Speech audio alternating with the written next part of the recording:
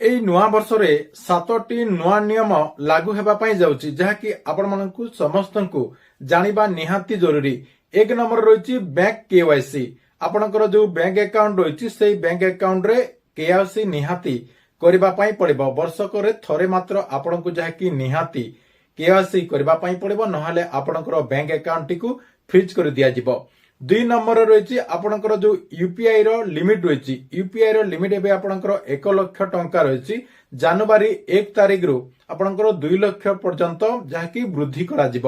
3 number ରହିଛି ଯେଉଁମାନଙ୍କ ପାଖରେ ସ୍ମାର୍ଟ ମିଟର ରହିଛି, ଅର୍ଥାତ୍ ଆପଣଙ୍କର ଯୋଉ ବିଜୁଳି ପାଇଁ ଯୋଉ ମିଟର ରହିଛି, ଲାଇନ ର ଯୋଉ ଆପଣଙ୍କର ମିଟର ରହିଛି, ଯଦି ଆପଣଙ୍କର ସ୍ମାର୍ଟ ମିଟର ରହିଛି ତାହେଲେ ଆପଣଙ୍କର 12% ରୁ 20% ପର୍ଯ୍ୟନ୍ତ କମ ବିଲ୍ ଆସିବ ବୋଲି ଯାହାକି କୁହାଯାଉଛି। 3 ନମ୍ବର ରହିଛି ଯେଉଁମାନେ ଗ୍ୟାସ ସିଲିଣ୍ଡର ଆପଣଙ୍କର ଅର୍ଡର କରୁଛନ୍ତି। ଆପଣ ଯଦି ଗ୍ୟାସ ସିଲିଣ୍ଡର ଅର୍ଡର କରୁଛନ୍ତି ତାହେଲେ ଆପଣଙ୍କର ଯୋଉ ଗ୍ୟାସ ସିଲିଣ୍ଡର ରହିଛି ସେଥିରେ ଆପଣଙ୍କର ଯୋଉ ସବସିଡି ଟଙ୍କା ମିଳିଥାଏ, ସେଇ ସବସିଡି ଟଙ୍କା ଆପଣମାନେ ଭେରିଫାଏ ବ୍ୟାଙ୍କ ଆକାଉଣ୍ଟରେ ପାଇପାରିବେ।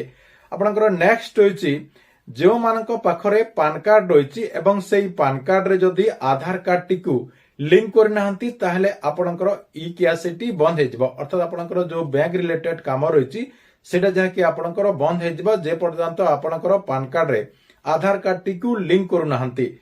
ନେକ୍ସଟ ରହିଛି ଆପଣଙ୍କର 4 ନମ୍ବରରେ ଯୋଉଟା ରହିଛି ଆପଣଙ୍କର 5,000 ରୁ ଅଧିକ ଯଦି ଡିଜିଟାଲି ଟ୍ରାଞ୍ଜାକ୍ସନ କରୁଛନ୍ତି ତାହେଲେ ଆପଣଙ୍କର ଟ୍ରାଞ୍ଜାକ୍ସନକୁ ଟ୍ରାକ୍ କରାଯିବ।